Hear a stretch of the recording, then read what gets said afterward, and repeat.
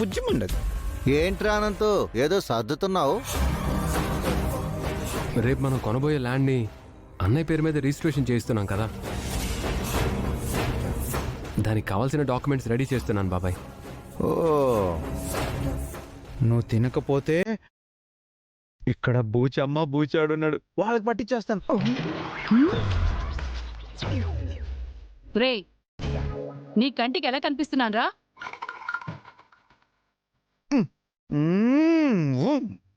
నువ్వు తాటకి రాక్షసులా కనబడుతున్నావు.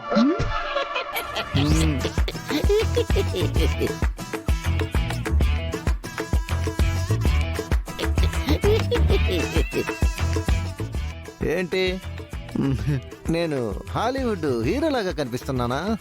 కాదు బాబాయ్, విగ్గు పెట్టుకున్న కాశ్మీర దెయ్యంలా ఉన్నావు.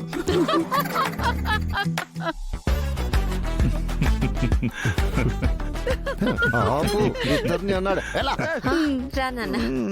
నాన్న, పెద్దవాళ్ళని అలా అంటాం తప్పు.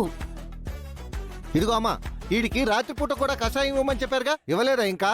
అయ్యో, నామతి మరుపు, నేను నిజంగానే మర్చిపోయానురా. బాగా గుర్తు చేసావు. యశోదా, వెళ్ళి కషాయం తీసుకురా.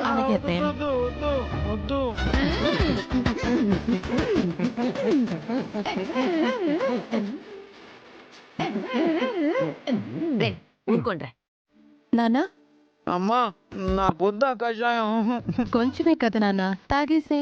అది చాలా చేదు ఉంటుంది, వద్దమ్మా.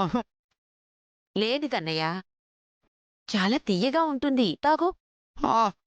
అంత తీగా ఉంటే నువ్వే తాగు బామ్మా. కన్నయ్య, కషాయం తాగాలి నాన్న. డాడీ, నువ్వు చెప్పావనే నేను మార్నింగ్ తాగాను కదా, ఇప్పుడైతే నేను అస్సలు తాగను.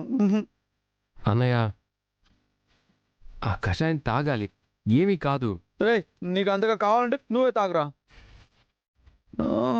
మమ్మీ, నాకు అస్సలు వద్దు. ఈ కొంచెం తాగు నాన్న. నాన్న, వద్దు. రే, మీరేదో ఒకటి చెప్పి వాడి చేత ఆ కషాయం తాగించండి రా. నానా బాలా బాలా. బాబాయ్, నువ్వు అస్సలు అడక్కు, నువ్వు చెప్తే నేను అస్సలు తాగను.